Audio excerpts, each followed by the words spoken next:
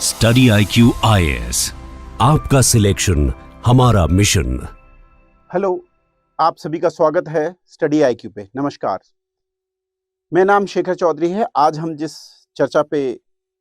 विषय पे चर्चा करने वाले हैं वो है सिविल सर्विसेज के अंतर्गत एक रिवॉल्यूशन हो रहा है। जी हाँ, ये कोई रिवॉल्यूशन से कम चीज नहीं है कि हमारे छोटे छोटे गांव से, छोटे छोटे शहरों से और छोटे परिवारों से, आर्थिक स्थिति में कमजोर परिवारों से भी लोग भारत के हर कोने से सिविल सर्विसेज का भाग बन पा रहे हैं। आपको ध्यान रखना है, जब मैकॉले की सिविल सर्विसेज के बारे में हम पढ़ते हैं, 1855 से भारत में सिविल सर्विसेज के एग्जाम मेरिट बेस्ड करने की कवायद चलती रही है। मैकॉले की जो सिविल सर्विसेज थी वो इलीट सिविल सर्विसेज थी। इलीट, भारत के आजादी के पश्चात भी बहुत सारे लोग और आजादी से पहले भी जिन परिवारों के लोग इसमें जाते थे वो बहुत ही इलीट बैकग्राउंड से आते थे।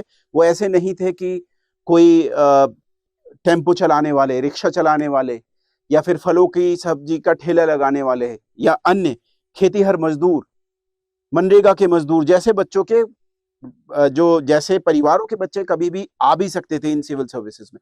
धीरे धीरे इसका डेमोक्रेटाइजेशन हुआ है और पर्टिकुलरली इसमें जो भूमिका निभाई है वो ई गवर्नेंस ने निभाई है। इसका मतलब है कि इंटरनेट के आने से ये एक बहुत बड़ा पॉजिटिव चेंज भारत में देखने को मिलता है, क्योंकि पहले जो भारत के कुछ बड़े शहर में बड़ी यूनिवर्सिटीज से जो पढ़े हुए बच्चे थे, मात्र वो ही इस तरीके की परीक्षाओं में आ पाते थे, क्योंकि जो छोटे शहरों के बच्चे थे उनके पास एक्सेसिबिलिटी की प्रॉब्लम थी। ऐसा नहीं है कि उनमें टैलेंट नहीं था या वो मेहनत नहीं कर पा सकते थे। एक तो पेइंग कैपेसिटी नहीं थी, तो दिल्ली जैसी जगहों पे आके तैयारी करना उनके लिए बड़ा ही संघर्षशील रहता था। यहाँ पर आप एक परिवार को देख रहे हैं, ये माइग्रेटरी परिवार हैं जो एक सामान्य परिवार से एक यहाँ पर महिला कैंडिडेट हैं जिन्होंने सिविल सर्विसेज की परीक्षा दी है। So new phase of civil services reforms की हम जब बात करेंगे तो डिजिटल एक्सेस जो है उसमें एक बहुत बड़ा इनेबलर बन रहा है। स्मार्टफोन्स, ऑनलाइन माध्यम से आराम से दूर घरों के लोग भी आराम से तैयारी कर सकते हैं। इसके अलावा सोशल डाइवर्सिटी देखने को मिल रही है। आप ध्यान रखें, जब हमारे देश में रिजर्वेशंस तो आ गए थे 1950 से ही, पर यहाँ पर हमें उस समय भी ट्रू रिप्रेजेंटेशन नहीं देखने को मिलता था, क्योंकि लोगों के पास पैसे ही नहीं थे। लैक ऑफ मनी यहाँ पर देखने को मिलती थी, लैक ऑफ मनी या रिसोर्सेज का अभाव था। फिर हमने धीरे धीरे 1970s के ऑनवर्ड्स ये देखा कि इसमें डेमोक्रेटाइजेशन हुआ। बहुत सारे न्यू सोशल ग्रुप्स ने इसमें एंट्री शुरू करी और 1990s के बाद यहाँ पर ओबीसीज के लिए जो आरक्षण लागू हुआ, इसमें ये और नीचे गया। ओबीसीज ऐसी कम्युनिटीज हैं जहां पर जो ज्यादातर एग्रो बेस्ड वर्क करती हैं, लैंड होल्डिंग इनके पास काफी ज्यादा है, तो गांव समाज से भी यहाँ पर आने लगे लोग। इसके अलावा अब एक जो नया रेवोल्यूशन जो हम बात कर रहे हैं हो रहा है वो भी है, जिसमें एक तो है कि इंटरनेट की वजह से छोटे छोटे गांव के लोग और छोटे छोटे शहरों के लोग जो पहले यूपीएससी में कहीं दिखते नहीं थे अब आ रहे हैं। साथ में अभी जो लास्ट रिजल्ट्स आए हैं उसमें 41% जो सफल कैंडिडेट हैं वो महिलाएं हैं। तो ये भी एक रिवॉल्यूशन है। भारत में यदि रिसोर्सेज का अभाव है तो पहले ये अवधारणा थी सामान्य कि लड़के को ही वो रिसोर्सेज ज्यादा दिए जाए, लड़कियों को रिसोर्सेज नहीं मिलते थे।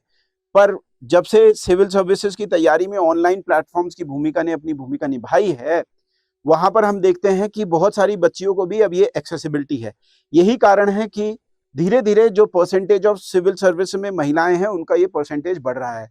तो डिजिटल एक्सेस की बात करी, सोशल डाइवर्सिटी की हमने बात करी, रीजनल इंक्लूजन की भी बात कर ली। अब केवल चंडीगढ़ या दिल्ली या फिर इलाहाबाद या कानपुर और जयपुर जैसी जगहें, नागपुर जैसी जगहें या मुंबई जैसी जगहें ही नहीं, पर छोटी छोटी जगह बाराबंकी, बरेली, रामपुर, मुरादाबाद, इसके अलावा बदायूं और आपके झज्जर और कोटपुतली, ऐसी छोटी छोटी जगहों से बहुत सारे बच्चे तैयारी कर रहे हैं और एग्जाम क्रैक कर रहे हैं।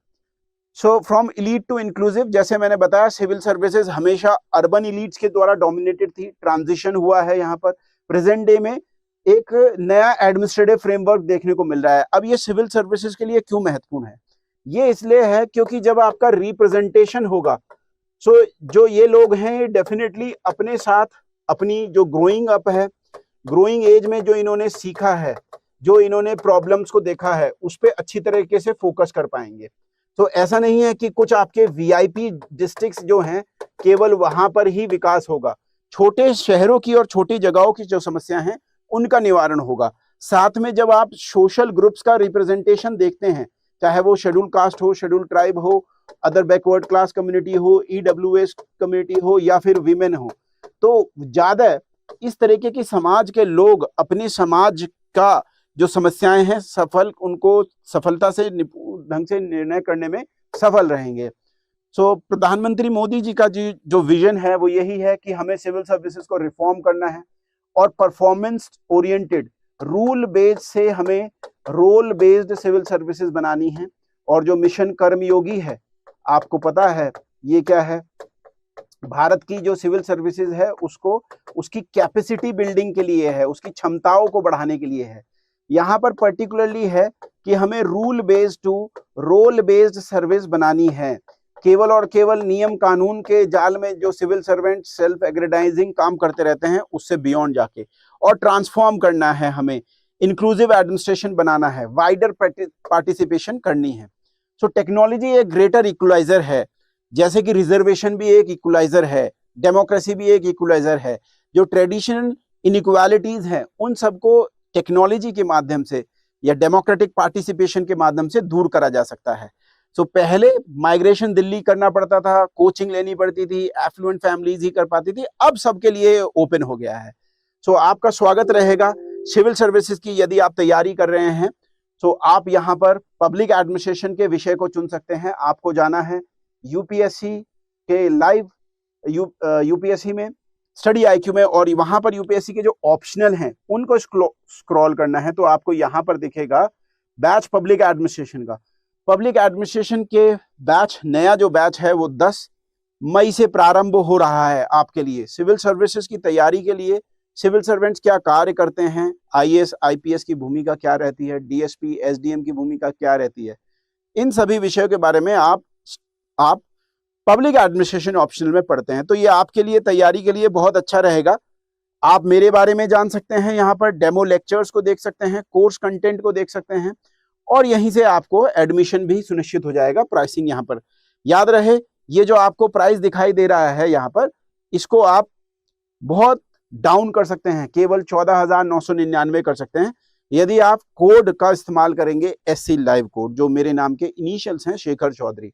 तो यहाँ पर पब्लिक एडमिनिस्ट्रेशन का जो ब्रोशर है वहां पर मैं आपको बताना चाहूंगा, इसको डाउनलोड कर लीजिएगा, देख लीजिएगा क्या क्या प्रॉमिस किया जा रहा है आपसे, व्यू PDF में जाके।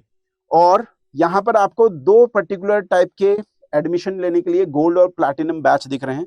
प्लैटिनम बैच में आपको कुछ ज्यादा सुविधाएं हैं, जैसे 1-to-1 मेंटोरशिप है, टेस्ट सीरीज है, ये प्लैटिनम बैच में मिलेंगी। साथ में 30 महीने तक की इसकी अवधि है, जहां पर आप आराम से अपनी तैयारी को लंबा एक आयाम दे सकते हैं। सिलेबस के विषय में हम बात करें, 10 मई से हमारा लेक्चर शुरू है। लगभग 5 महीने में ये पूरा का पूरा आपका बैच खत्म हो जाएगा। और यहाँ पर आपको टेस्ट सीरीज भी मिलेंगी, टेस्ट सीरीज भी 12 होंगी आपकी, 12 टेस्ट। इसके अंतर्गत आंसर राइटिंग की प्रैक्टिस आपकी अच्छी हो जाएगी, आपको टेस्ट में नंबर भी मिलने वाले हैं। सो आप सभी का स्वागत रहेगा, आप ज्वाइन करिए। 10 मई का दिन याद रखिए, 1 बजे से हम क्लास प्रारंभ करेंगे। तब तक के लिए जय हिंद, जय भारत। स्टडी IQ IAS, आपका सिलेक्शन हमारा मिशन।